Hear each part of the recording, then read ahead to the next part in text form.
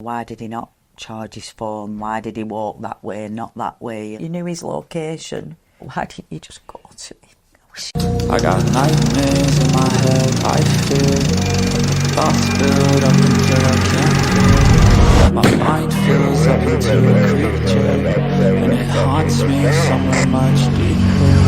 I got nightmares in my head, I fear. Hello and welcome to True Crime Rocket Science, the most fill-in-the-blank voice in true crime. There's a scene in the movie Dawn of Justice from 2016 where Batman says, I bet your parents taught you that you mean something, that you're here for a reason. And of course this is exactly what Debbie, Jay's mother, is wrestling with right now, the meaninglessness in the aftermath to Jay's tragic death. And that's understandable. It's understandable that Debbie is trying to find rhyme and reason behind Jay's death. Is she going to though? And so when she asks, why did he walk that way, not that way? And when Debbie says that at about 6 minutes into that interview with the Sun, I don't think it's a mystery at all. Kylie Rodney took a wrong turn which cost her life. Riley Strain, who was using Google Maps, he was looking at his phone and just couldn't understand what he was seeing. He took a wrong turn that cost him his life. It's easy on this side of time, in the middle of the day, in familiar surroundings, to ask sober questions and find straightforward answers. The reality is Jay had been awake all night. He'd been drinking all night. He was dehydrated. He was in a foreign country. He was in unfamiliar settings, right? Not just unfamiliar, but a particularly unusual part of a place he'd never ever been before. And because he was lost, there was a 50-50 chance that he'd make the right decision, that he would turn the right way. And unfortunately, he turned the wrong way.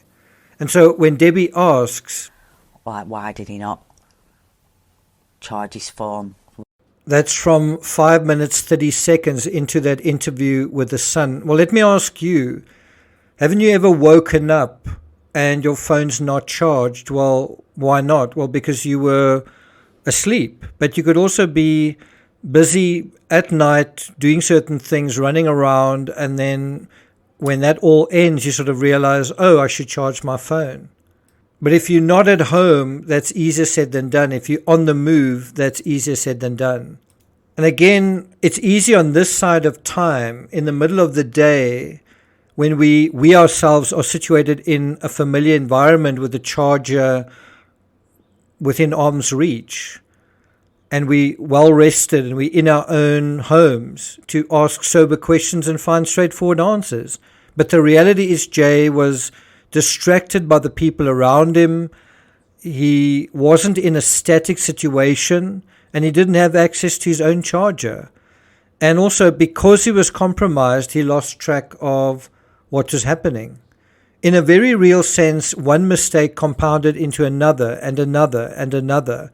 When a person is extremely tired, as time goes on, fatigue and this compromised state worsens, and acute sleep deprivation can actually make one even more drunk and useless than being literally drunk. Have you ever been that sleep deprived that you start to shut down? And think about the time that Jake likely fell, perhaps around 10 or 11 a.m. At that stage, he'd probably been awake for well over 24 hours.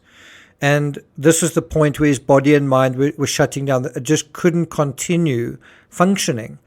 In Debbie's interview, she reveals at least 3 big surprises that we didn't know about. Before we get to that, if you haven't subscribed to the channel, please do. If you have subscribed and you're enjoying the channel, you might want to view a lot of my coverage on the Madeleine McCann case. I'll put links to the playlists of those cases in the description, so look out for that.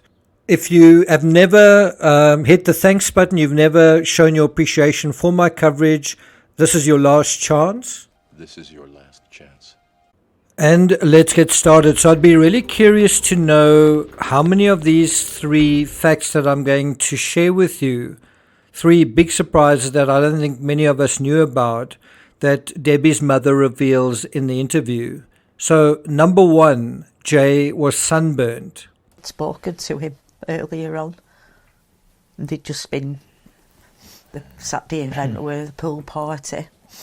Spoke to me earlier and he said he'd burnt his shoulders and I'd packed him off with some living, what do you call it, aloe vera. Now, this may have aggravated his dehydration the next day and perhaps also interfered with his ability to sleep. Number two, Jay's finances. I've sorted out the return flights. Debbie seems to say that Jay bought his ticket to the NRG 3-day rave. It was £300. And then Debbie bought and booked his flights and accommodation. At one point, she also talks about wishing he'd never saved his money. I think I wish he'd never saved his money. I wish he'd never. This already indicates that Jay, like many 19-year-olds, was flying by the seat of his pants financially. This may also explain why he couldn't afford a taxi or perhaps even a bus, especially if he had gone bigger, a lot bigger in terms of partying that night, spent more on drinks and whatever. And perhaps if he had gone a lot bigger, than he'd intended, and also than his budget allowed for, he was perhaps skint right at the end of it. So one reason Jay may have decided to walk was because he'd run out of money. Had he headed the right way, he could easily have thumbed a lift, or even if he'd been lucky, with the Airbnb manager, if she'd stopped and given him a lift, things could have turned out quite differently. That brings us to number three. Why did you book the accommodation so far away? And then they were walking, him and Brad were, because he said, why have you booked an apartment so far away? And so this may have huge significance for two or three reasons. One is if his apartment was relatively far away from Brad's and Lucy's, well then, he wouldn't have been near to them anyway if he went back to his apartment. Also, because his mother had booked his accommodation, he didn't actually know on a map where it was. Had he booked it, he would have known, had a proper idea of the distances involved, and he probably would have booked it closer, in terms of closer to the party, but also closer to his friends. We also hear her saying that they were walking to get food, which suggests that's how they got around anyway. So with the apartment being quite far away, they would walk to get where they needed to go. And this possibly set a precedent for him thinking, okay, this is just an island, nothing's really far away. Even the things that are far away aren't that far away. And here I am, I'm far away again. I'll just do what we did earlier. I'll just walk like we did last time. I do think if Jay had booked his own accommodation, by the way, I've been doing that myself for an upcoming trip to France. I've checked exactly how far I'm staying from museums and other places of interest. But had someone else booked for me, you'd be lost. You'd have no idea where you were. because I wanted you to have somewhere, nice to stay, because you've got your 3-day event and then you've got another 4 days, and I wanted you to be somewhere nice. And that's good of Debbie. It seems like Debbie paid for Jay's flights and accommodation. Now, I know I'm going to cop some criticism for saying this.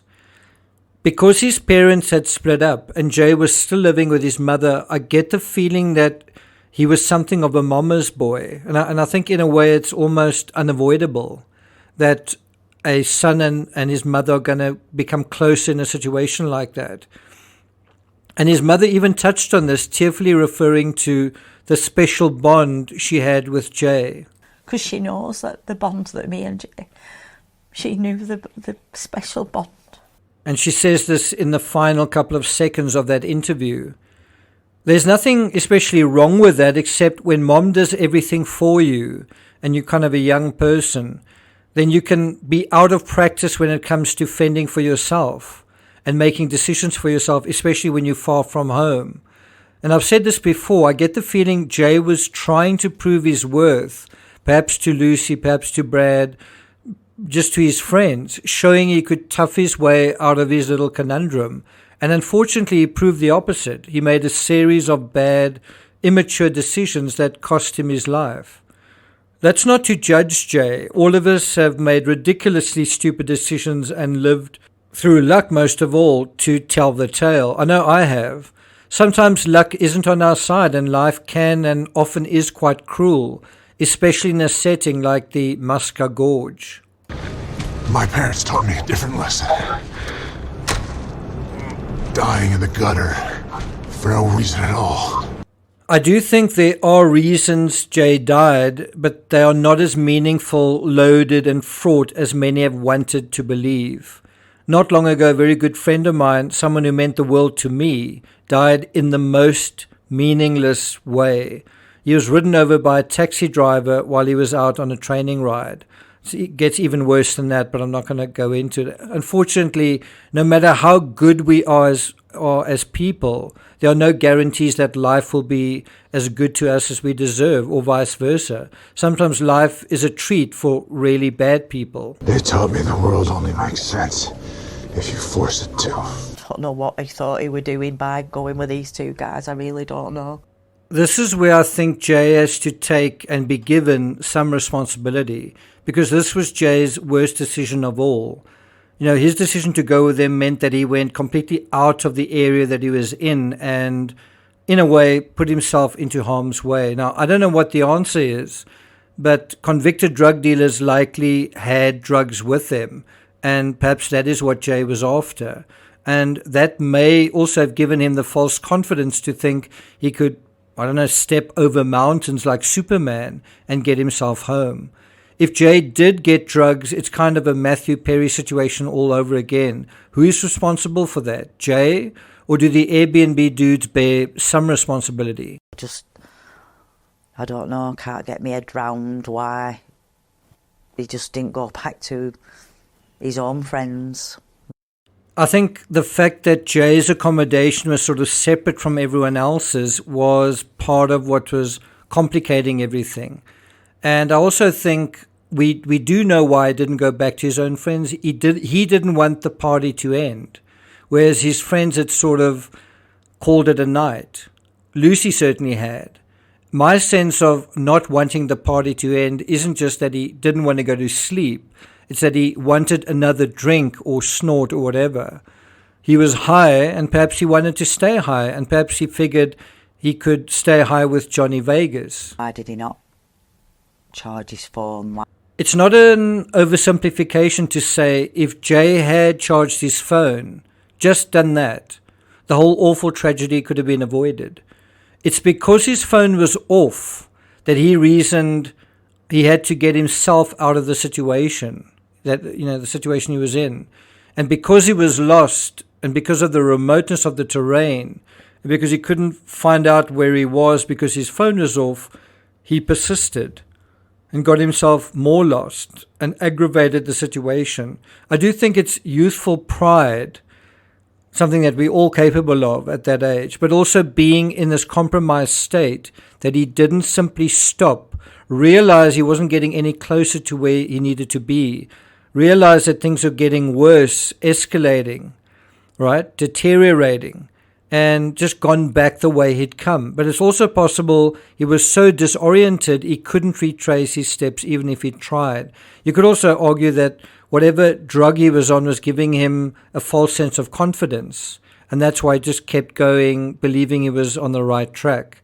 I just can't comprehend, I just can't get into my head why he would have gone the total opposite way.